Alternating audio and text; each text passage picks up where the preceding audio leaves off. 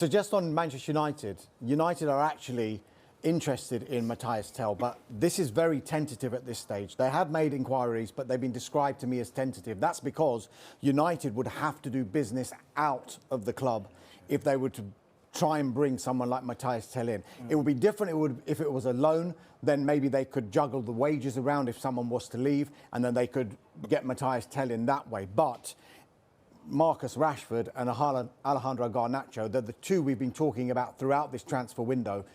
And I know you could say, oh, they could release a player and another position in that squad, but it would also be to do with the squad space and the salary as well. So if they were to lose a forward, they'd then want to recruit one as well. So if they're interested in Tel, they'd probably have to release one of these two. For you, Marcus Rashford, let's talk about him. What's going on with him, Dharmesh? He's still a Manchester United player. He's still a Manchester United player. I've been saying this throughout this window. If you're doing an interview 2 weeks before the window opens saying you want a new challenge, chances are you've got something set up. That's what I was expecting early on in that transfer window, there to be a deal ready to go for Marcus Rashford. We're on January the 31st. He's still training with United. He's nowhere near the squad. He's been criticised publicly by his manager. But just of late, I think there's been a little bit of a rowback on that because Ruben Amorim has actually said we're a better team if Marcus Rashford plays, but he needs to give the maximum in training. That kind of message to Marcus Rashford can't be great. He must be thinking, this guy doesn't fancy me. I need to get a move out. But it's easier said than done because he's on big wages. And the place he wants to go to, Barcelona, they won't be able to do a deal whereby United will be satisfied with the amount of wages that they pay, because they need to create salary space. AC Milan went for him, but that came and went. They went for Kyle Walker instead to fill in their non-EU player. Borussia Dortmund is one that, and Barcelona to a certain extent, that will need watching in the last few days, simply because Dortmund did a deal with United last January with Jadon Sancho.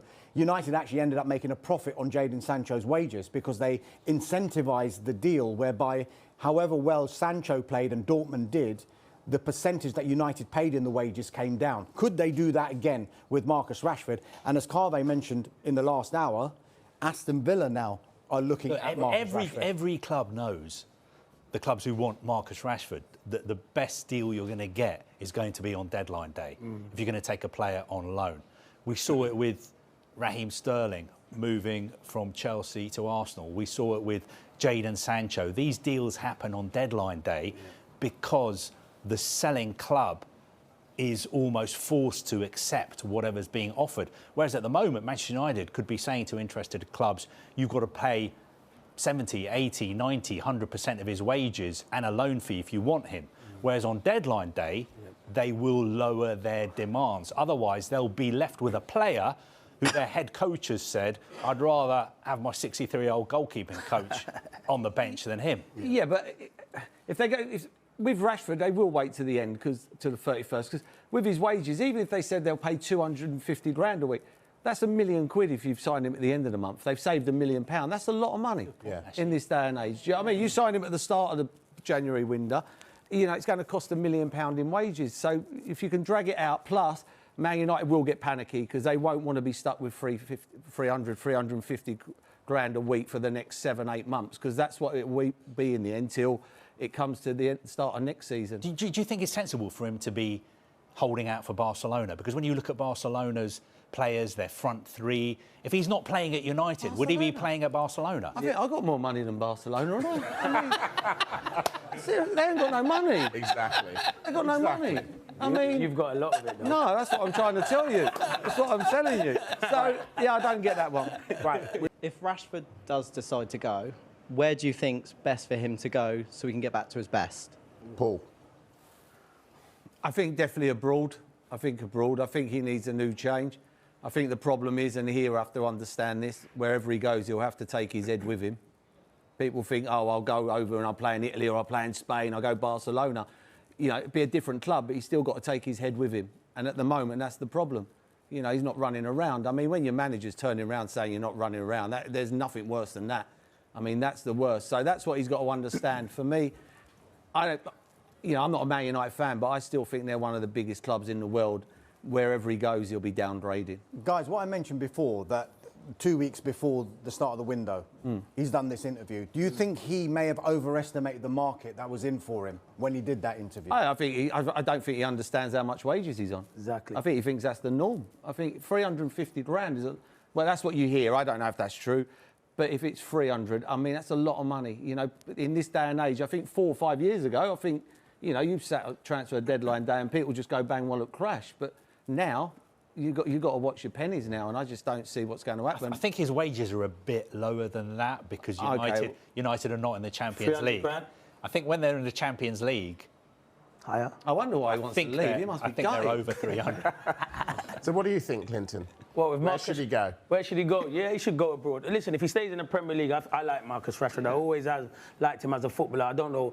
When I'm playing, and Mercy's right, Man United for me are the biggest football club in the world. When I was playing, you'd walk up the motorway to go to play for Man United. So I don't understand the play of that ability when you're at a club like that. You don't run through brick walls. I look at Marcus Rashford. I don't know him personally, but he's got the best job in the world. You ask anybody in there, they'd love to be a professional footballer. Play with a smile on your face and go and enjoy yourself. I want to see the Marcus Rashford that was taking people on, scoring goals when he burst onto the scene. So I think a different challenge. I'm not saying his Man United career is over. I just think he needs a few months, maybe go abroad, get your confidence back, then come back to Man United, can be a different player. But it's hard to come back when your manager says he'd rather put a 61-year-old goalkeeper coach. 63. Whatever. Wow, I was trying to make it a bit cheaper. Yeah, 63, because if my manager said that about me, my head would be rolling off, so I wouldn't like that. What does Amrin, how many does he have to get in to get United challenging for, say, top 4? Wow. 11. I wouldn't say 11, but you'd think 6 or 7. You'd think 6 or 7. I mean, he's, you know, Man United are going to be dipping into what the lad that they're trying to buy from Lecce. That's what they're going to be dipping into, which is a heads or tails. Is it going to work? Is it not? You know, 30, 40 million, 25 million pound players. That's what they're going. And some will be good and they'll get lucky, and some will be well out their depth at Man United and they will flop. But that's the market they're in my opinion. The thing is, they have to hit the bullseye now. They can't afford any more mistakes. But they haven't now. got the money to hit the bullseye. It's hard to hit the bullseye, isn't it? You know, when you're paying £100 million, you've virtually got a proven footballer. You know, but at the moment, when they're buying people, you know, from Lecce, and no disrespect to the lad, I haven't seen him play, but he plays at Lecce at the moment. You're playing for Lecce, now you're going to go and play for Man United. And a couple of years ago, Lecce signed him for €200,000, which is what, about £160,000. And now, a couple of years later, they're going to sell him for 25 million. This is the problem you have. The problem we have, though, it's like Guka is from Coventry. He was under everybody's nose. Yeah. But then he has to go to Sporting Lisbon. It's not the strongest league in the world, Portuguese league, by far. Scores a lorry load of goals. Now he's the most wanted player in the world. He hasn't got any better. But he was just at Coventry, and people go, I'm not buying him, he's at Coventry. You know, Man United couldn't go and buy a Coventry player. The fans would go mad. They'd go, what are we doing? What are we in the market for a Coventry player? I don't know whether you agree as well.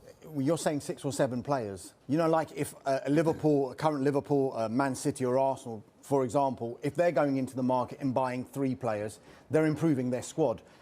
It's almost like United need 6 or 7 players that are going to go straight into the team, let alone in the squad, right? That's what they need. Yeah, they do, and it's going to be hard, and they have to improve the squad.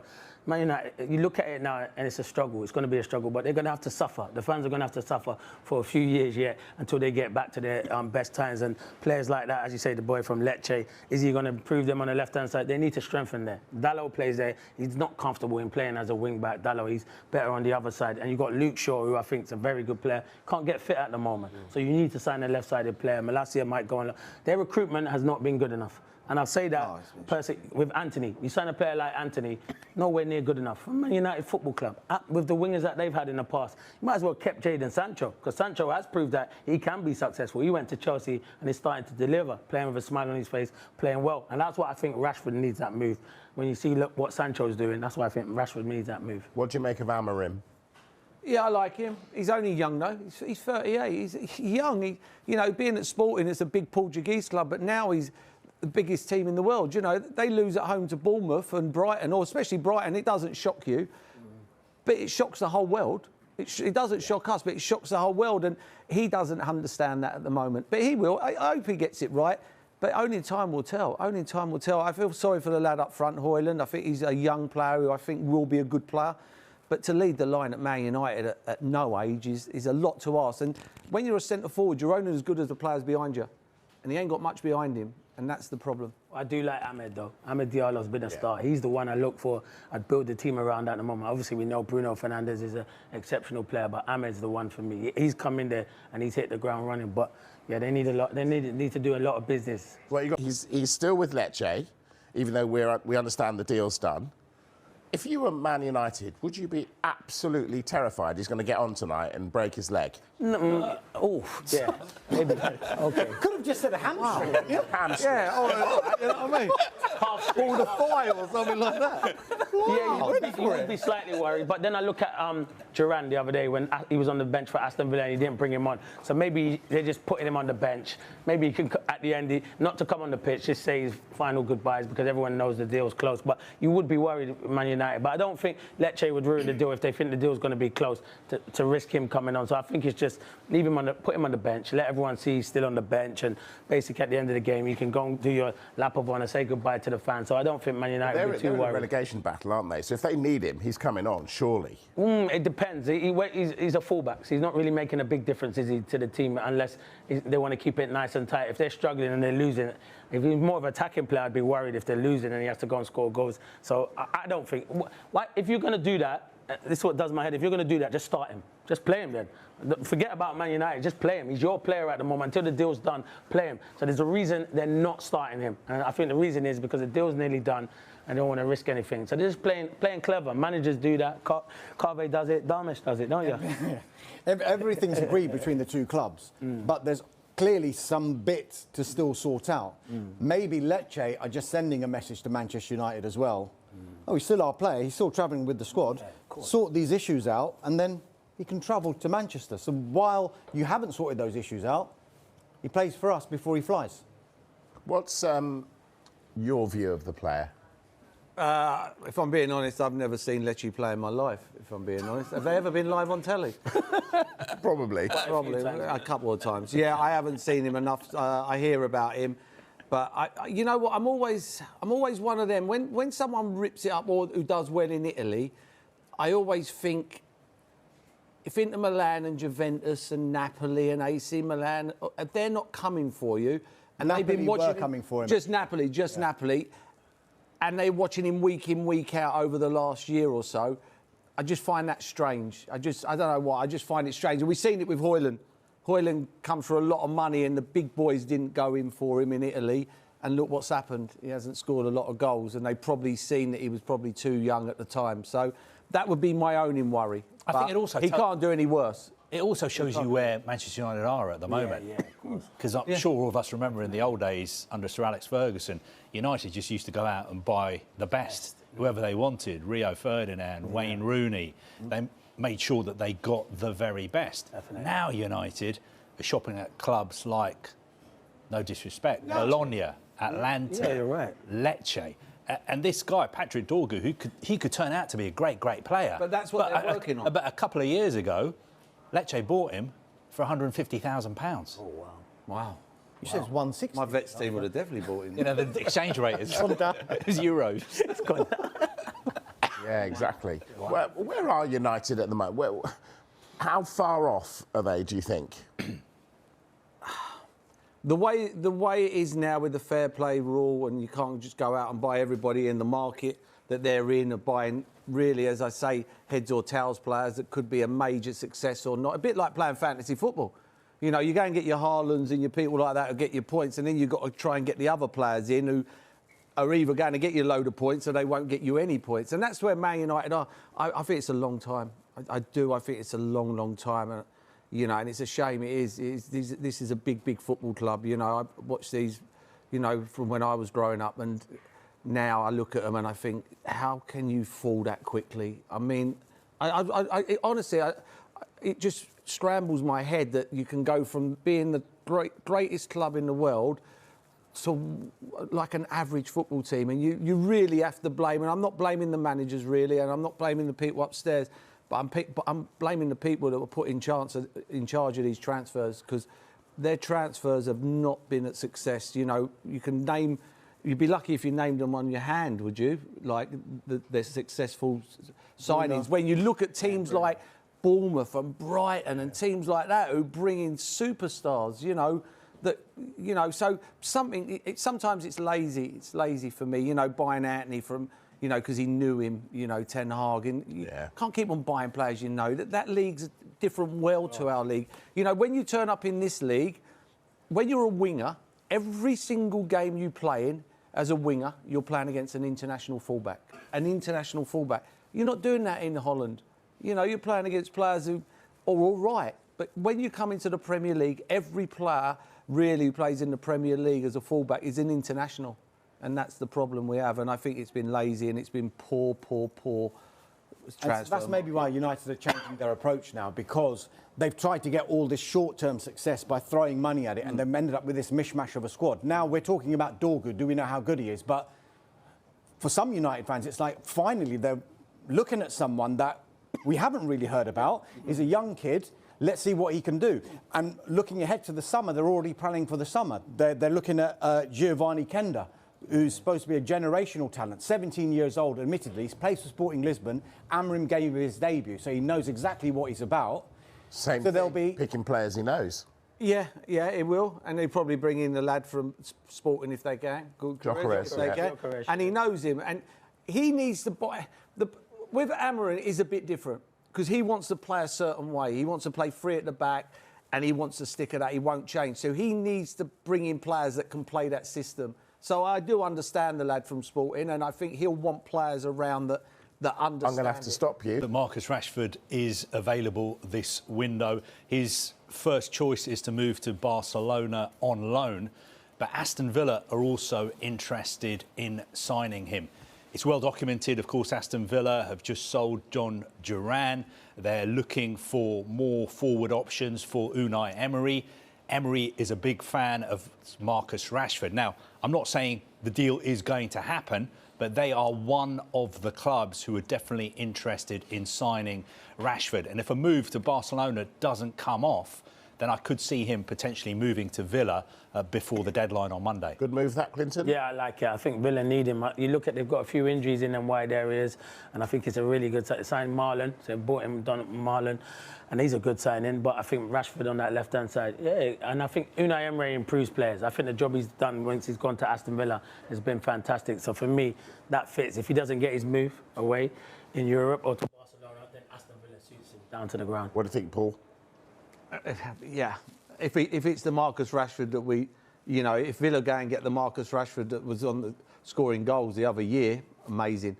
But if they get the Marcus Rashford now, who can't get in front of a 63-year-old goalkeeping coach, and then it ain't You love a good that, move. don't you? I mean, You love that line. I mean, I'm a big fan of Rashford. Tongue in cheek, mate. Yeah, well, you shouldn't. I mean, if I'm the owner of the club, and my manager's saying that tongue in cheek, I'm thinking, how am I going to get rid of this player? You want to get rid of him, but yeah, I mean, lovely, massive pitch. You know, he can move Rashford.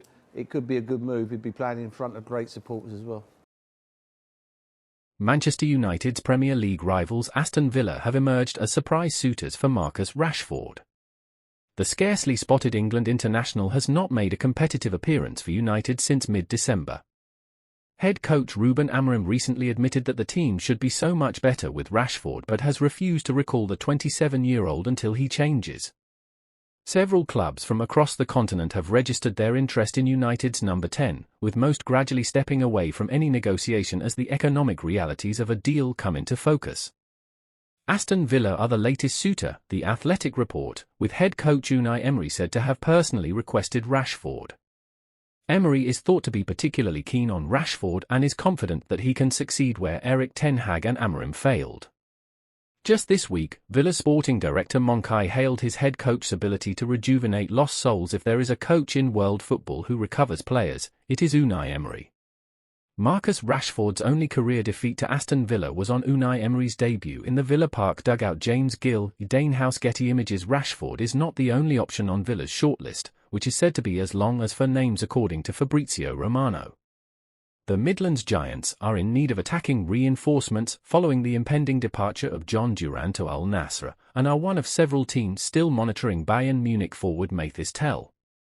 While Villa and Emery are keen, there is no guarantee that Rashford will be convinced. The mercurial forward has already turned down Tottenham Hotspur this month and is holding out for a move to Barcelona, per The Guardian. It remains entirely unclear how the cash-strapped Catalan giants would be able to afford Rashford's hefty salary, which is thought to be in the region of £365,000 a week, especially after the club's slew of contract renewals for existing star players. Barcelona have said to be consigned to defeat in their pursuit of Rashford, with a deal highly unlikely to be completed. Manchester United head coach Ruben Amorim has said that the team want to continue to improve with Alejandro Garnacho amid suggestions that the attacker could leave Old Trafford before the end of the January transfer window. Garnacho's future has been the subject of much speculation of late, with Napoli and Chelsea both interested in him. Man United are not actively looking to sell the 20-year-old, but the Red Devils are open to a big money departure for financial reasons, as he counts as a homegrown player. Garnacho's exit would count as pure profit under the Premier League's rules surrounding profit and sustainability, and it is believed that an offer in the region of £60m would likely lead to Man United reluctantly letting him leave. The Argentina international came off the bench to help Man United record a 2-0 win over FCSB in the Europa League on Thursday night, setting up Kobbie Mainoo for the team's second of the match in Romania. Amorim hailed Garnacho for his recent improvement, and the Portuguese suggested that he wants to keep hold of the forward in the latter stages of the January transfer window. "I think he's not improving under me because of me. He changed right away from that game against City when he was not in the squad. The way he understands things and understands that I just want to help him, I just want to win games," Amorim told reporters. "He changed in everything, the approach when I talk with him, the way he recovers. He understands sometimes that I'm a different coach, that I'm demanding in my way, sometimes it's hard the first impact. It's a different kind of coach and he understands that it's never in a bad way, it's always for him, but I'm a different person. I think all the merit is from Garnacho and he is improving, and we want to continue to improve with Garnacho." Today, he understood the position. The moments of playing inside, outside, the connection with Diogo Dalot, I think he's improving a lot.